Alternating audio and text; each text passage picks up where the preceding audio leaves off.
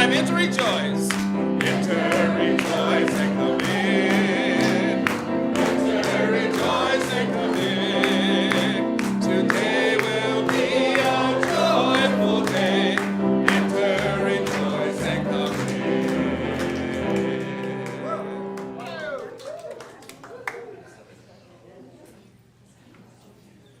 Welcome. I'm Bob Evans, and I'm delighted to be your worship leader this morning as we delegate to the 2003 UUGA in Pittsburgh share our reflection of the event. I've been associated with and a member of this circle of friends since the mid-1970s. I have learned a lot of what it means to being human from my experiences here at UUCB. I want to extend a very warm welcome to everyone who's visiting us for the first time. Rather than gathering because we have the same beliefs, we are an intentional community gathered around our shared promise to support each other's individual spiritual journeys. We're also about bringing all ages together. In today's world, that often doesn't happen. But we think it's important to have an adult friend ask a child or a youth how they did on that science test they were worried about, and a 30-year-old and a 70-year-old chat about life while having coffee after the service. If you're here in person, I hope you will stay and chat and tell us a little bit more about yourself. If you're joining us online, fill out a visitor's form in the link description. We'd love to connect with you. I would now like to invite our music director, Johnny Nichols Jr., to share an announcement. All right, good morning, everyone. I love to hear that sound. I love to see you all this morning. So, good news, the choir is starting back up. Yes. I am very excited to work with all the musicians here, all the budding musicians, all the people who think they're musicians. Anyone, you're more than welcome to come and join us in our musical efforts in the choir. We will be having a meeting, a Zoom meeting on Thursday, August 17th at 6:30. We will record it if you are unable to make it, and we'll make sure that's sent out so you have a peek of what we talked about. This meeting is really just designed as a meet and greet to say hello, for me to outline some of my goals and ambitions, to see what you all have done in the past, what you're comfortable with, and we kind of come to an idea of how we move forward in the first initial steps of the choir. We will be singing for the first time September 10th, so if you're not singing with us, make sure you're here to hear some glorious sounds from the chorus on September 10th. And the goal is to start rehearsals next week. So we're going to come up with a date. It's been typically on Thursdays, but we just want to make sure everything is aligned with everyone's schedule and that you can make on Thursdays. And we're going to discuss that as well, what days work best for you now, because it's been a while since we've all come together in song. So I look forward to seeing you at our meeting on August 17th at 6:30. There's a Zoom link that was sent out in the announcement in the newsletter. So go ahead and click that. If you have any questions at all, please feel free to shoot me an email at music at something. It's probably online somewhere. If not, somebody can tell you how to email me. It's the generic music email address. So I look forward to seeing all of you on Thursday. Thank you. And thank you, Johnny. Time it was, and what a time it was. It was a time of gathering to join with our tribe from all over the continent and a bit beyond, to wander about and chat with people from other places with more and new stories to tell, to see the banners from all the communities attending, to feel the energy and love in a large room. Pilgrimages are important to humans, and it was a pilgrimage for me. It was a time of music and celebration. We were awash in music. no session was lacking in music. The times they are changing was a nice touch for somebody of my generation. It was a time of stories. Pilgrims bring stories, multiple stories from lives lived in different ways, stories of struggle, of successes, and sometimes failure. A time of remembering. The feeling of the past moving into the future as we remember the people who are now ancestors. And as we are also celebrating the people who are now becoming our leaders and teachers. It was a time of vision and reflection as we turn our faces towards the future, pondering the words that describe our feelings and hopes to be the people that we wish to be. It was a time of minutia.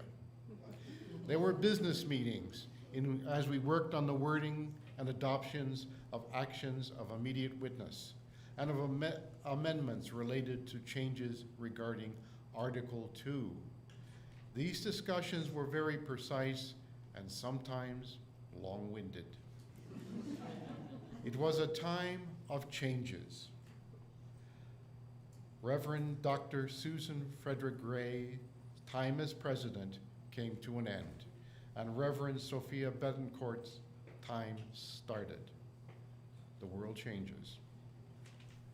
And now, it's time for us to turn to our business at hand, and that is to sing Rise Up in Body and Spirit for the opening hymn, Come and Go With Me.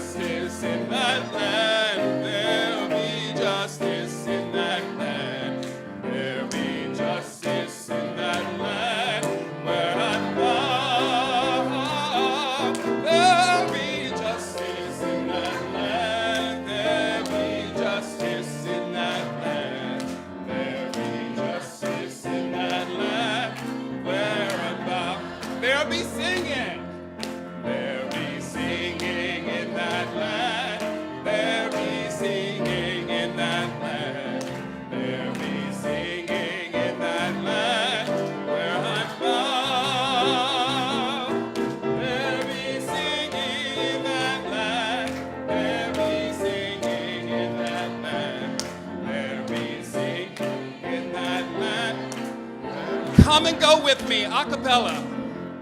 Come and go with me to that land. Come and go with me to that land. Come and go with me to that land where I'm bound. Come and go with me to that land. Come and go with me to that land. Come and go with me to that land where I'm bound.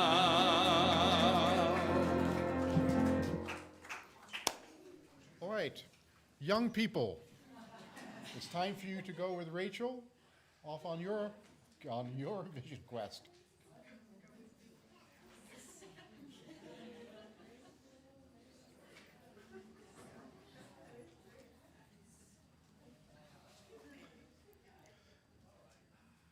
Okay, it's time for the chalice lighting. The chalice is a symbol of our liberal faith. It is the warmth of compassion, the fire of justice, a lamp on the spiritual path. If you're joining us online and have a chalice nearby, please get ready to light it with us. I would now like to invite the lovely Sally Dugard to light this morning's chalice.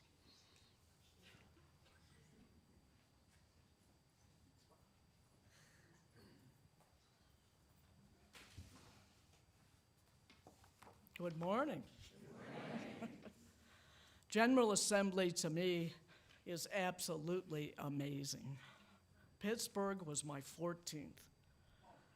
And as usual, GA was electric with camaraderie, spirit, worship, information, polity, history, music and song, music and song, music and song, your youth worship, and spirited participation. GA is clarity and confusion, and a weariness born of long days well spent. GA is dance, workshops, lectures, sermons, hearings, meetings, mini-assemblies, meetings, assemblies, discernment, and decisions. General Assembly is Unitarian Universalist to the core, open to ideas, new and old. General Assembly is for the long-time die-hard looking for that decisive UU fix. And for the newcomer, wide-eyed and hungry. General Assembly is making statements about who we are as religious liberals and bearing that as public witness to the change we want to see in the world. It is the democratic process that gives us a voice in the grander scheme of things. Our study action issues, statements of conscience, actions of immediate witness, profess our values to ourselves and each other and to a community crying silently, yearning, needing, screaming for that still small voice of reason, truth, humanity, justice, and inclusive interdependence that claims value as a religious concept, a liberal, progressive religious concept in a 400-year-old, still thriving, living tradition. General Assembly is change. COVID forced the issue online, and the youth come as our voice to our future. And our Unitarian Universalist Association leadership reflects our call for diversity. All UUA presidents were white and male from 1961 to 2004. Then the last 4 presidents, different. First person of color, Bill Sinkford. First Latino American, Peter Morales. First woman, Susan Frederick Gray. And now, first queer woman of color, Sophia Bentoncourt. The democratic process. This is where we, the delegates of our member congregations, vote to plan our future. So I light this chalice for General Assembly and for the Unitarian Universalist Association of Congregations. That's us, folks. Thank you.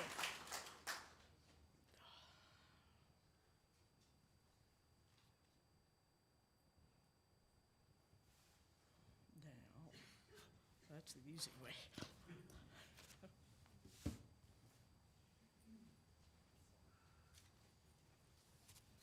Thank you, Sally. That was wonderful. To covenant is to commit, that even if we fall short of our aspirations, we will not let go of them. We will never cease from trying again to live them out.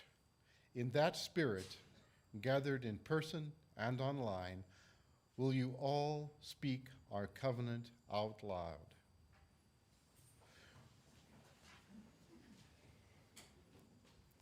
We gather in fellowship, speak truth to each other, to reach out and touch one another, to seek with each other, and to seek the divine.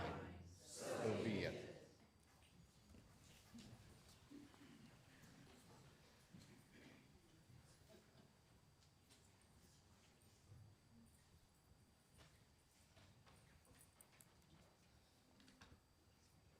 Good morning.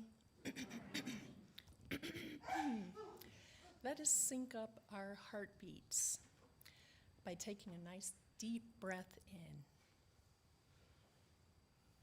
and out. Now sit tall in your seats, and the soles of your feet squarely on the earth, and the crown of your head holding up the sky. And place your hands either face up or face down on your knees. And if you want to feel the texture of your breath, feel free to put one hand in your upper chest, maybe over your heart, and the other hand either above or below your navel. You have choices. And if it feels comfortable to you, shut down your eyes, or otherwise keep your gaze low. And I'm going to guide you through a 3-part breath, and we'll begin with the first part. On an inhale, breathe into your lower belly. Expand your lower belly. Push your navel away from your spine. And exhale, push your navel toward your spine. On your next inhale, expand your ribs. And then exhale, knit your ribs together. On your next inhale, breathe into your upper lungs, your chest. Puff your chest out. And then exhale. And let's put those 3 together. Inhale into your belly, your ribs, your chest. Exhale from your chest.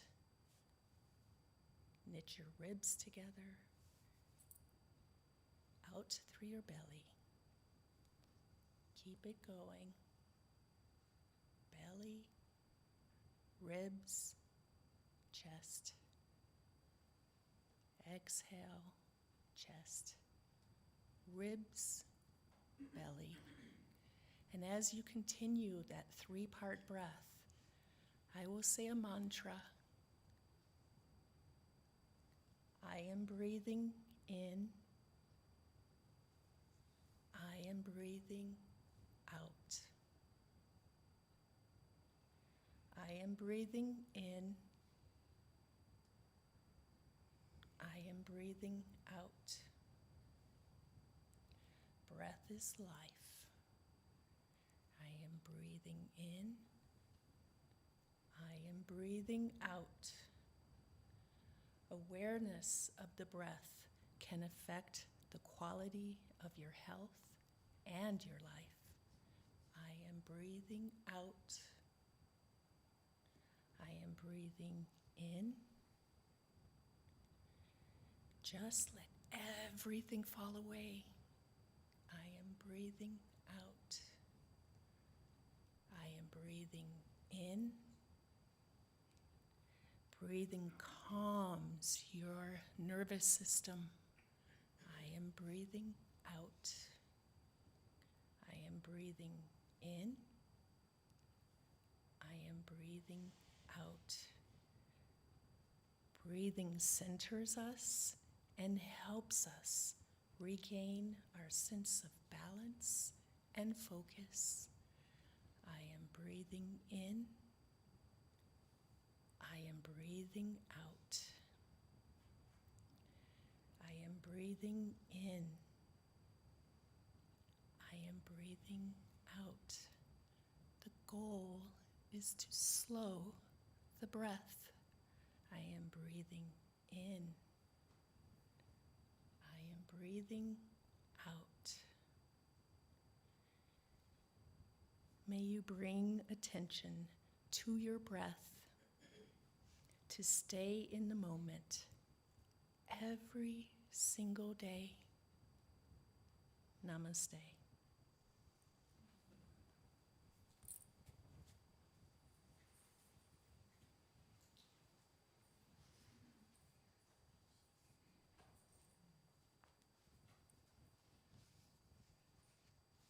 Friends here and online, I invite you to bring to mind those things for which you are grateful or joyful.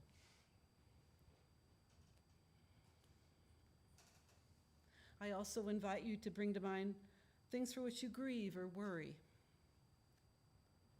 Let us bring to mind the people in Maui who have lost friends, relations, and homes. We hold them in our hearts.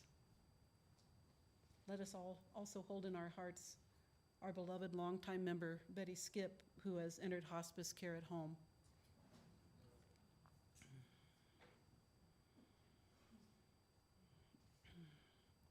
Ritual is the outward expression of an inward movement that sometimes unfolds over years.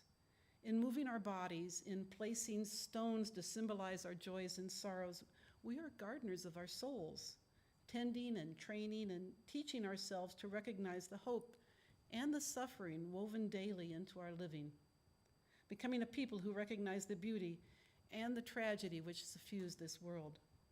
For you gathered in person, I invite you to come forward as you feel so moved. Silently take a stone, feel its weight, and feel your body slowly warm it. Let the stone be an emblem of your thankfulness and your worry, both of them, and then place it in this beautiful sacred earth in the company of all the joys and sorrows of this gathered community. Please join me.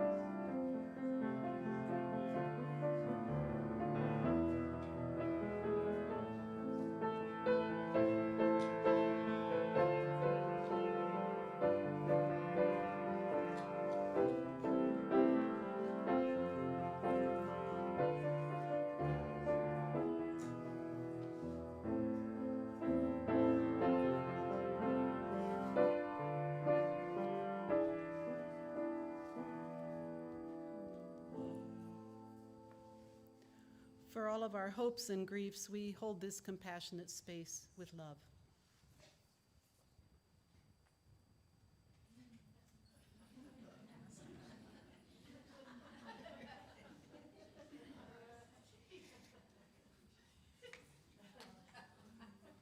At this year's General Assembly, I was the lead volunteer for the information group, which included the Ask Me people. So that's where that came from. Thank you, Bob.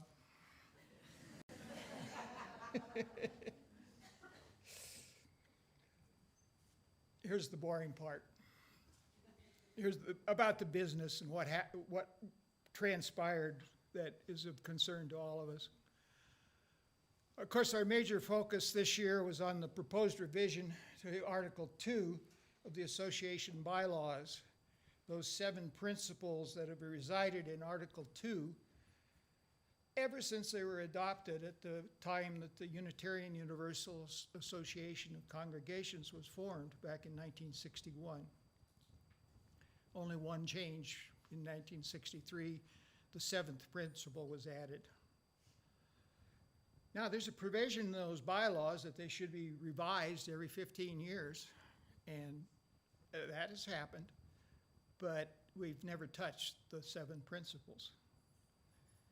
And you may recall several years ago when we started talking about white privilege, the idea of adding an 8th principle was starting to circulate.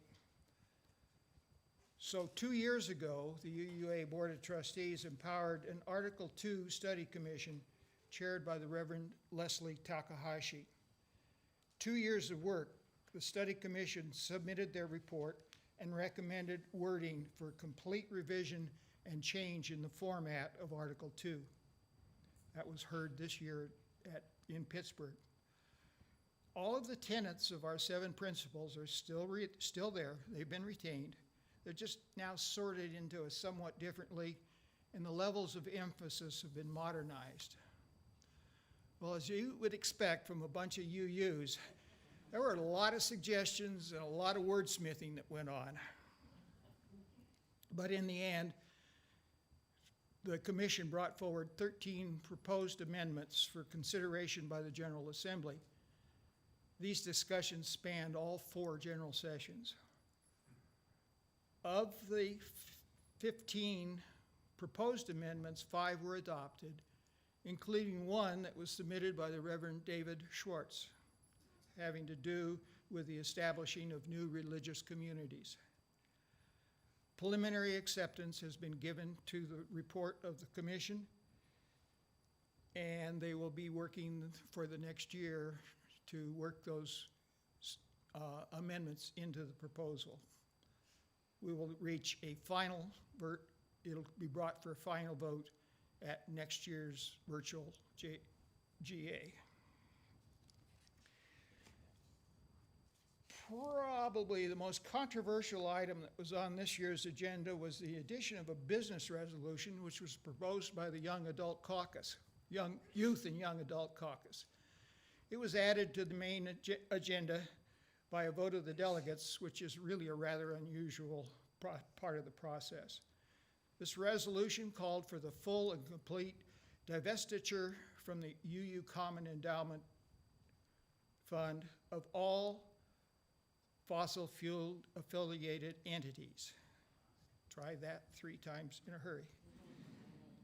It was submitted as a follow-up to the 2014 General Assembly resolution, which was a commitment to divest from 200 major fossil fuel companies, and that one has been accomplished. The proponents had identified 36 companies, banks, investment funds, etc., that might still have ties to the industry. And in many cases, the interest in the endowment fund was less than $20,000. The Board of Trustees objected to this resolution, adding, because of the micromanagement it would have required from their fiduciary responsibility, and that resolution was ultimately defeated.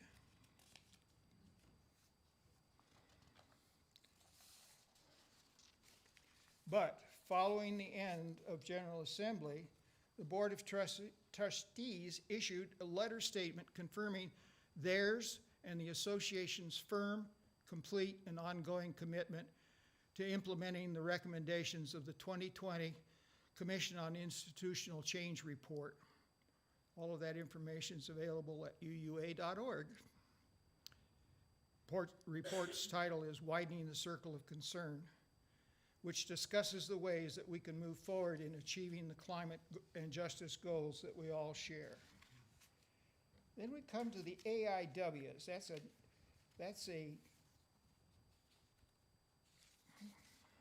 where is it? I lost it.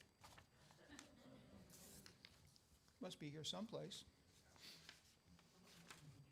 Oh well, I'll just go under the ribbons. Is it there? Oh, okay. Actions of immediate witness. And these are items that are brought forward by the delegates or the churches. In Pittsburgh, there were 5 AIWs proposed, and 3 of those were accepted. The first one was in support of a further government action to preserve the rights and the path to citizenship for the Dreamers or the DACA recipients. The second one was in opposition to the construction of Sin City, a police training compound in Atlanta. And the third was for organizing for health equity and called for formation of partnerships with other organizations worldwide which foster equity in the delivery of health services. And specific attention was directed toward abortion rights and gender-affirming health care. Now, another fun activity at a General Assembly is collecting badge ribbons. It signifies the things that you're involved in, the causes you support, and some of our youth take this just a little farther and they end up with a festoon about 4 feet long. Now, you take my badge, for example, and I know you can't see it from out there, but I'll describe it to you. The first ribbon says, "Ask me." Now, this is a rare one. There were only about 20 of them distributed because they were given to me and my Ask Me crew volunteers. Next is the General Assembly volunteer. It takes upward of 200 volunteers to facilitate all of the activities of General Assembly. And 5 of us here today are wearing those ribbons as the volunteers. There's 5 more of us that are wearing the delegate ribbon. And the last 2 down here are the ones that I'm most proud of. The purple one reads, Annual Program Fund, 10+ Honor Congregation, meaning that the UUCB has met its full fair share contribution to the UUA and for over 10 years. And our actual number is 18 years. And this one here, this orange one says, my ribbon is better than yours.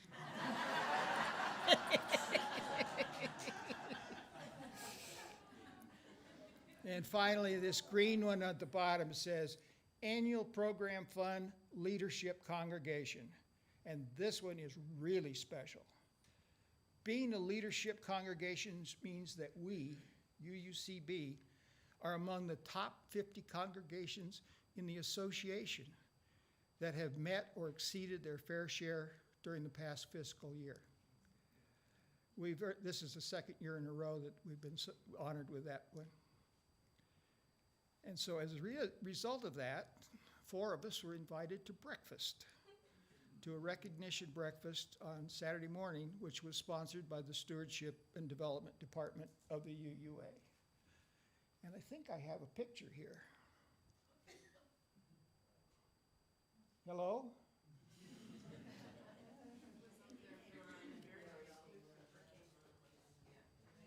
Well, we'll see if we can get to that picture in a minute. The four of us that were, there it is, there we are. Will, Barb, myself, Caitlin, And the person in the middle you might recognize, that's Susan Frederick Gray, president of the UUA. But not only did we enjoy a scrumptious breakfast, we also heard warm messages of thanks from Susan and the president-elect, Sophia Bentoncourt. And finally, I had an additional opportunity. Next slide, please.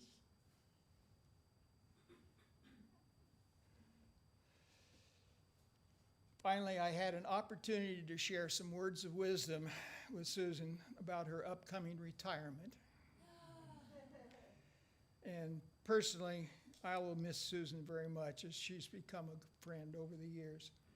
But I am encouraged by the vision and the energy that Sophia Bentoncourt is bringing to the job. It was a wonderful time. Yay, Pittsburgh.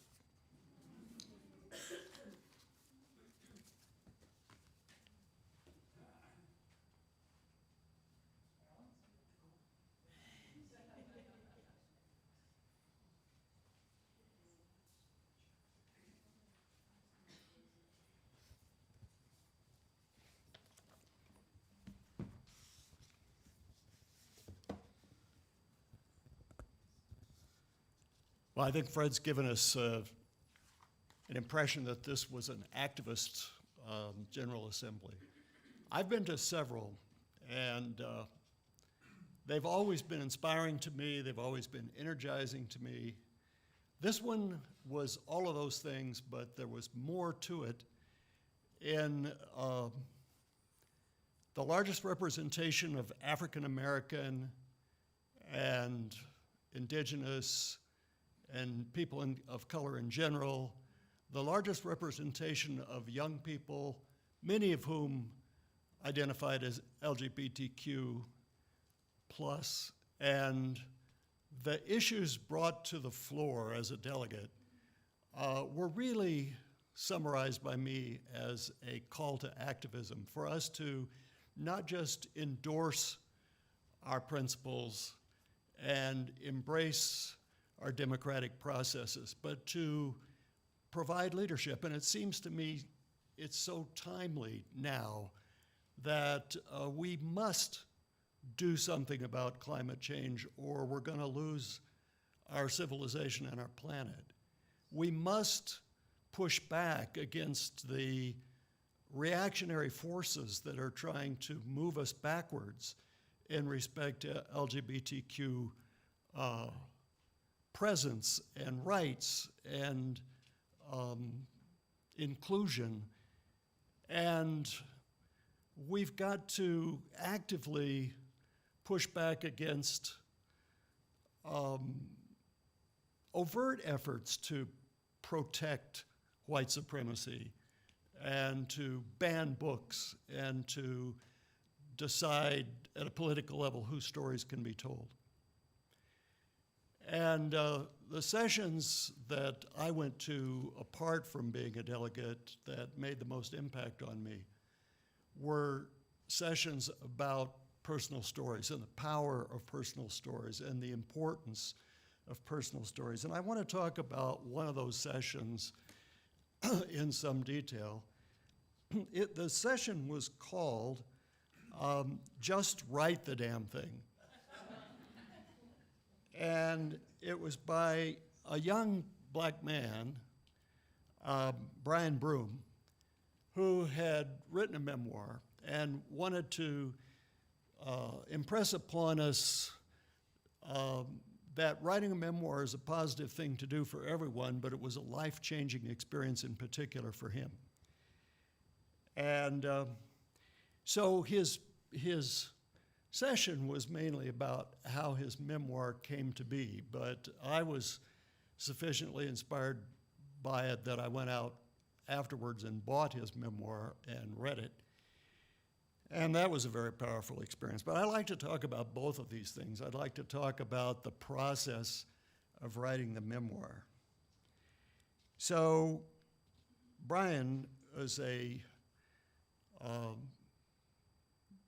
queer black boy growing up in Youngstown, Ohio, in the green belt, the rust belt of Ohio at that time. And he really didn't want to be gay. Black boys beat him up. His own father beat him up, saying he was a crybaby, he was a sissy. White boys ignored him because he didn't play sports. Black boys made fun of him in PE because he couldn't play basketball. Black girls ignored him. White girls admired him because he was a good dancer and a good singer. But they were afraid to admit to anyone, especially their parents, that they knew him. And he dropped out of college and he became pretty dependent on drugs. And he joined a rehab program, and part of the rehab program was the idea that telling your own story in front of others was a way of confronting your past and learning from it and giving you strength to change it. So a white woman who was interested in this rehab program attended and observed him telling the other people in the rehab a personal story about pretending that he knew how to play basketball, even though he had never really played basketball in his life. And she found the story very well told, very compelling, and said, "You've got to write this." And he didn't see the point of writing it because he knew that no one would read it. But it grew into a book. And this is this book. It's over 200 pages long, Punch Me Up to the Gods. And so it was recommended by the New York Times. Thousands of people have read his memoir. And that realization was a life-changing thing for him because he had spent all his time promoting the book, trying to get anybody to read it, that he included his personal email address and his actual phone number in promoting the book. And then people all over the country start writing him weird email messages and calling him up. And then he realized that in his case, writing a memoir was a much more powerful thing than he had ever guessed it might be.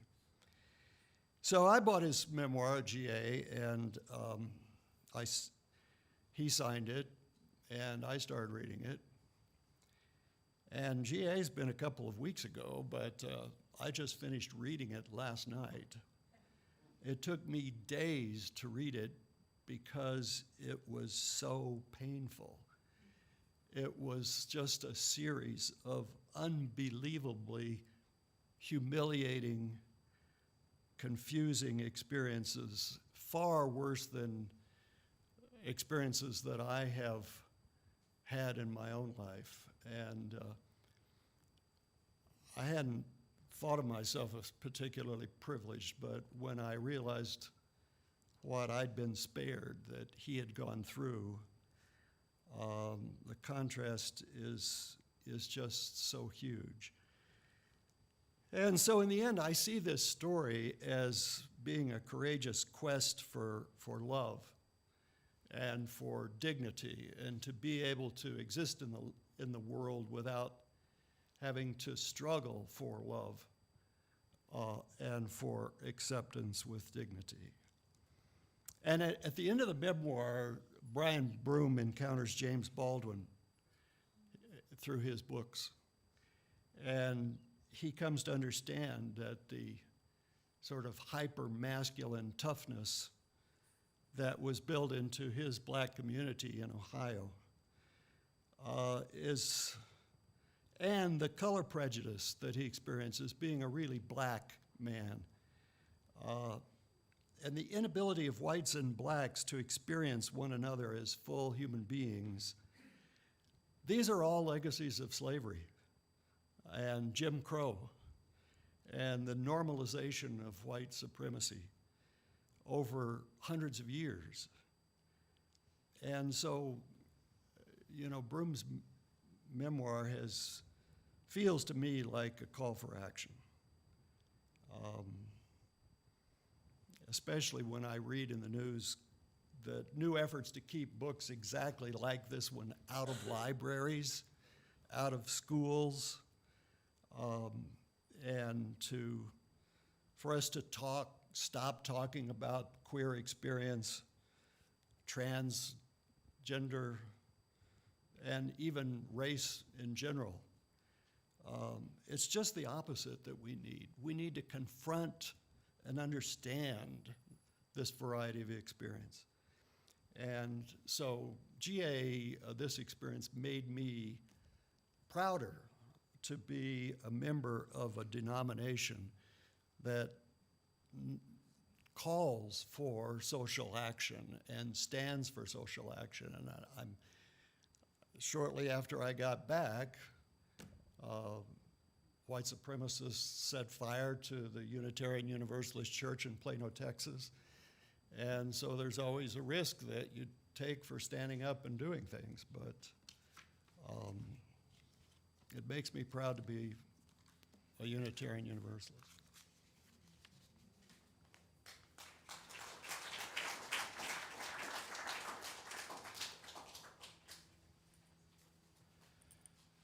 Thank you, Fred. Alan, that was very moving. Thank you. Now, we're on our way to building a new way. So, hymn number 1017, please rise in body or spirit and join us.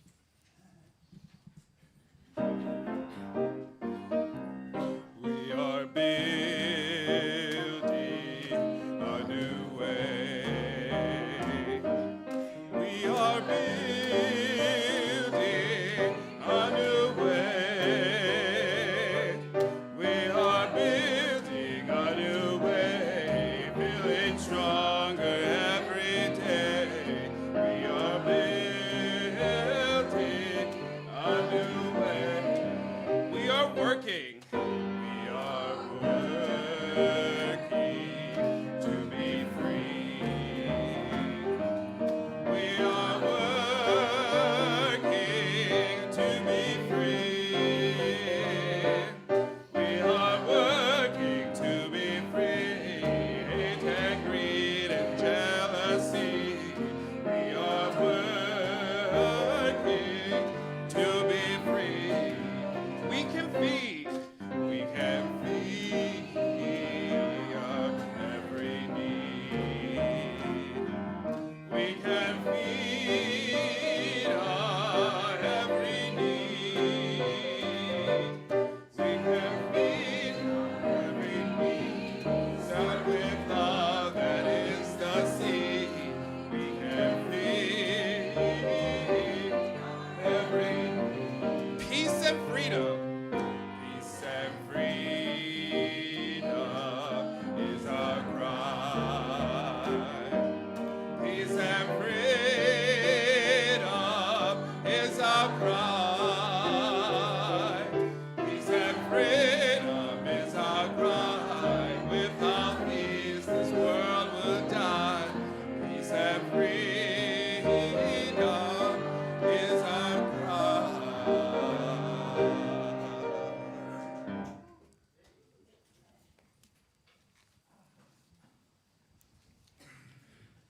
The plate. The plate being passed is a normal part of our services, and that's true at GA worships as well. This tradition in Pittsburgh raised $140,000 to support the Living Tradition Fund, the Katie Tyson Fund of Youth Ministries, and the Proud Haven of Pittsburgh. Each year, GA finds a local project to support. Proud Haven's mission is to provide a safe shelter for LGBTQIA+ youth experiencing homelessness in Pittsburgh. For us, during August, Our Share a Plate offering will be used directly to support the work of this congregation, our programs, and ministries. For those of you online, you will find a link in the video description describing how you can contribute. I invite you to give as generously as you are able. Here in the Earth Room, the ushers will now pass the baskets, or you can scan the QR code with your mobile phone. May these gifts be used to enact justice, bring peace and love to the Boulder community. Thank you.